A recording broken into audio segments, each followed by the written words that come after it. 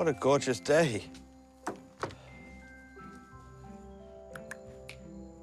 My name is Brian Cantor. I'm originally from Yorkshire, England, a place called Leeds. And Paul and I met whilst we were both living in London.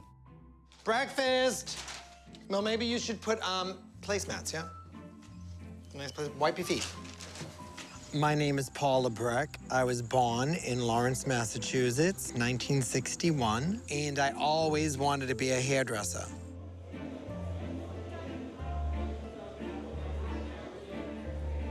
Our first business in 1988 was 200 square feet, which if you look at this room here, this room is about 400 square feet. So. And that business was started as a love story because Brian was English and I was American, and he needed a green card. And he wouldn't marry a woman. He said, I won't marry a woman because it's who I love.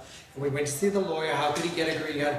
And she said, well, if you opened a business, because he has product knowledge and a business degree, I could get him in the country that way. Now we have 3 salons. Along the way, we developed a line of hair care products. We definitely morphed into a much larger business concern with hundreds of employees, and it's a totally different business whatsoever. I call him the Chief Creative Officer, in that his creativity flows down to every area of our business. Brian gave it a personality. It was always like a family business, and people gravitate towards that. So just finish drying. If you tip upside down, it's better. It's a combination of talent and making people want to be with you in your chair. They only want to see Paul. They only want him. He makes these women feel great about themselves. That's a talent. That's really an innate talent. They leave his chair feeling great. These green bagels. Green bagels? Like St. Patrick's Day bagels? They're not green, they're whole wheat. But you know, when I said to you before that it's like I had a relatively untroubled experience as a youth, Paul, when he was at high school, had the totally opposite. This project that we're doing here today would have helped him a lot in what he went through. It was very, I used to get beaten up every day because I couldn't hide being gay. Every day. I heard that. I think because my voice and my intonations and the way I move, and I don't try to move that way, but obviously I move in a way that lets people know that I'm gay. I could never have a struggle coming out because I could never fit in. So it's like I was always out. I mean, I would love to be an actor. I can't even act straight. I mean, I try. Put on my deep John Wayne voice. When you're young and you're tortured, sleeping is not easy. Sleeping was very difficult because you'd always be thinking about how you're going to avoid the situation of tomorrow. And it's nice to be able to sleep. It's nice to come to a place and have a home where you can actually start to sleep because you feel safe. When did that happen, Brian? When I met Brian, it happened. When I met Brian, my life started to change. So we're working in this trade show, and part of Paul's gig at being this platform artist doing demonstrations was that he had to sell product along with it. And he was selling so much product, and we were selling nothing.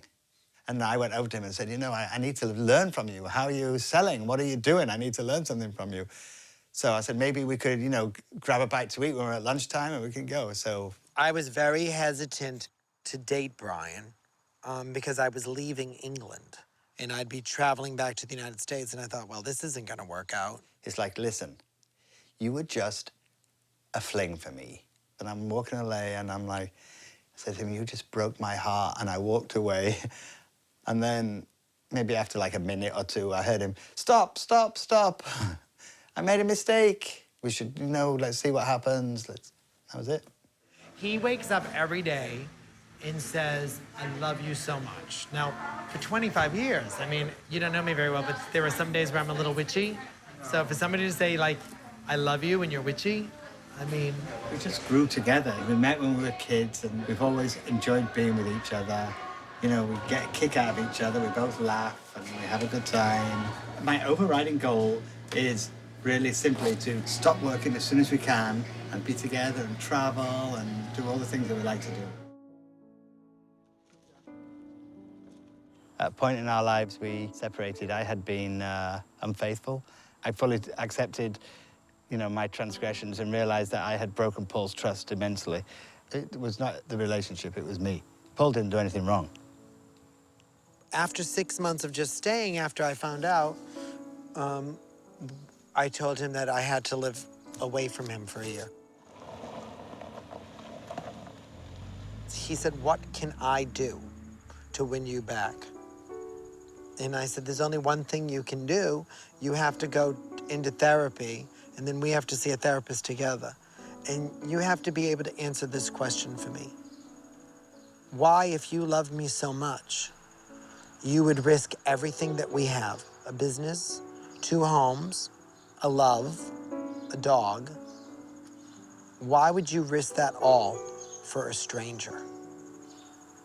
And I I felt discombobulated the whole time. I was like, there was something missing the whole time. And so it was that element of being whole. I didn't feel whole. At that point, determined to do anything I could to try and make things work again. Nothing's perfect. Relationships aren't perfect. Nobody gives you a map and says, this is how you gotta live and this is the path you've gotta follow. And at the end of the day, I lived through far worse, and I know he is the love of my life.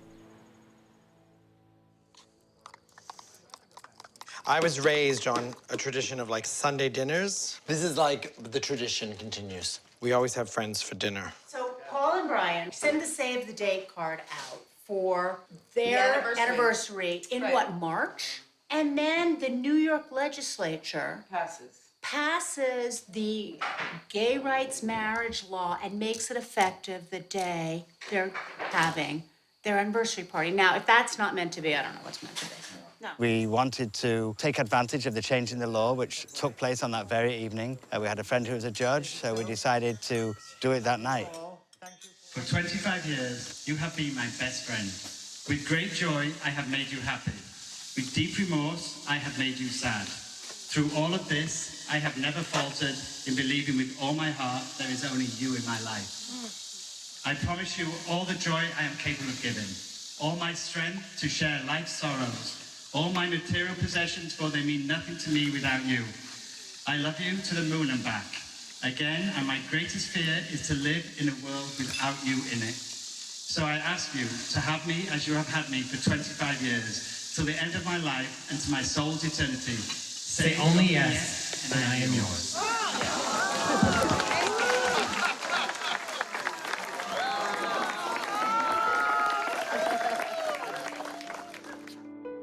Marriage is a part where you say, I'm going to be there to the end of your life in this life. And if there is another life, I know our eternal souls will be bonded together. And I do believe that. I believe that Brian and I are soulmates and that we go beyond this world.